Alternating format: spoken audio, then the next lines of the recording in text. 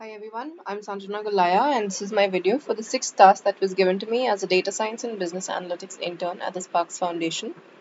The objective of this task was to create a decision tree classifier for the IRIS dataset and to represent it visually. So if you would have noticed, the IRIS dataset was also used by us in one of the previous tasks. So we don't really have to go through the dataset again, we already know what it is. And the code for this project is also available in my GitHub repository, for which I've included a link over here. And I've also included a QR code, which you can scan as always, and it'll take you to my repository page. Before moving on to the Jupyter Notebook, I'll just quickly give a brief explanation of some theoretical concepts. So, a decision tree is a supervised machine learning algorithm in which we can do multi class classification, and the information does not necessarily have to be numerical values. So what is in front of you right now is what a decision tree looks like. You have a decision node, and this node is basically selected by running the decision tree algorithm or maybe an ID3 algorithm, and it's picked on the basis of which of the nodes has the highest information gain. And on the basis of this, we select nodes on which we'll split the data, and then accordingly, we'll get to our leaf nodes. And leaf nodes basically consist of samples which belong to the same class. So, this will get a bit more clear as we jump to the Jupyter notebook and understand the code. A few terminologies that are related to decision trees in Python. So, Gini is one of them. The Gini score is a metric that quantifies the purity of a leaf or node. If the Gini score is 0, it implies that a node is pure and only samples from a single class exist within that node. The value is a list that tells you how many samples at a given node fall into each category. And lastly, the class. The class basically shows the prediction a given node will make, and it can be determined from the value list. Uh, Next, what we're a few more terminologies or parameters in the decision tree scikit-learn package are criterion, max depth, and splitter. These three I'll also explain in the code. So basically, criterion, this parameter determines how the impurity of a split will be measured. The default value of this parameter is Gini. However, you can also adjust it to entropy as a measure for impurity. So you can do that as well. So the higher the information gain is, the lesser is your entropy. So it works in a inverse relationship that way. Then we have max depth. So max depth basically determines the maximum depth of a tree. That's how many levels you can have. So in our case, we can use a max depth of 2 or 3 to make a decision tree. However, if you keep the max depth too short or you keep it too long, then that can lead to cases of underfitting and overfitting. So we need to choose a suitable max depth, and default it's none, and the decision tree sort of makes itself, but that's something we can adjust to improve the performance of our decision tree. Lastly, we have splitter. This is how the decision tree searches the features for a split. So the default value is set to best. However, you can choose random as well in this case, and that will lead to different results for you. Label encoder is again a very efficient tool, but we're not really using it in this code, so we can skip that out. I'll just jump to the Jupyter notebook now and go through the code. Right, so here we are at the code. This time I'm using Google Colab as my ID instead of Jupyter Notebooks.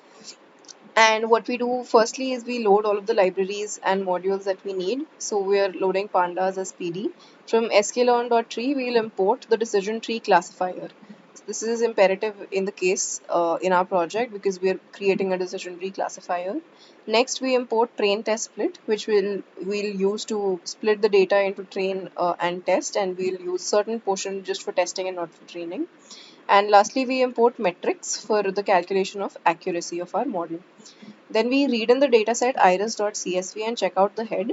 So as expected, what we got in our earlier project as well, wherein we use the iris dataset, we have sepal length, sepal width, petal length, and petal width. All of them are in centimeters.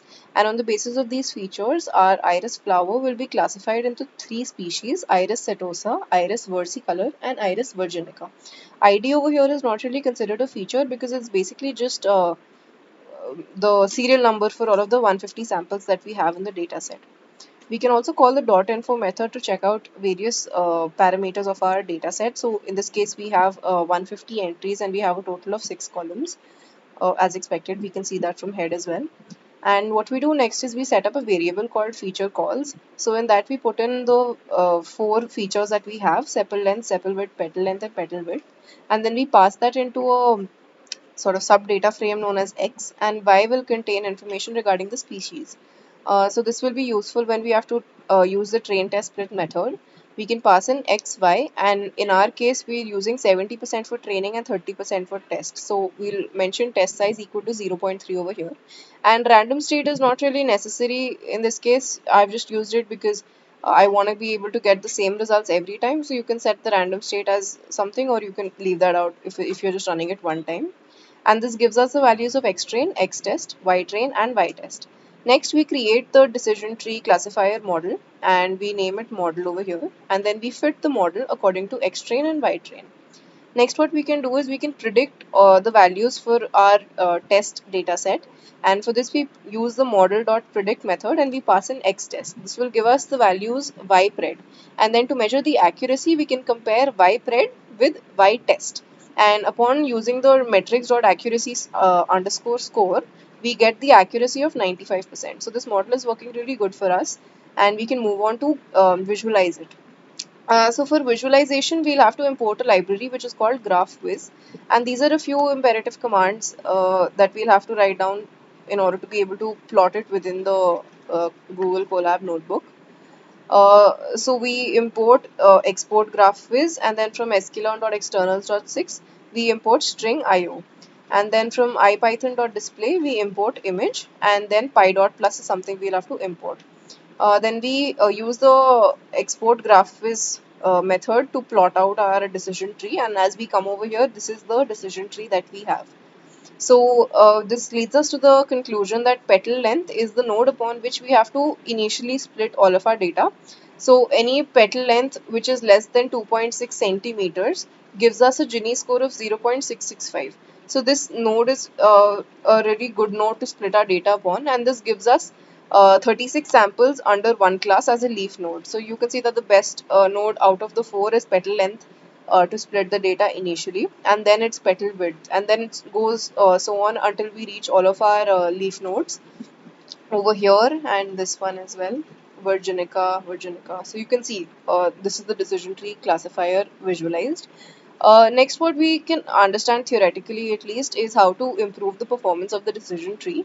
So as I explained, there are three parameters. Firstly, we have criterion.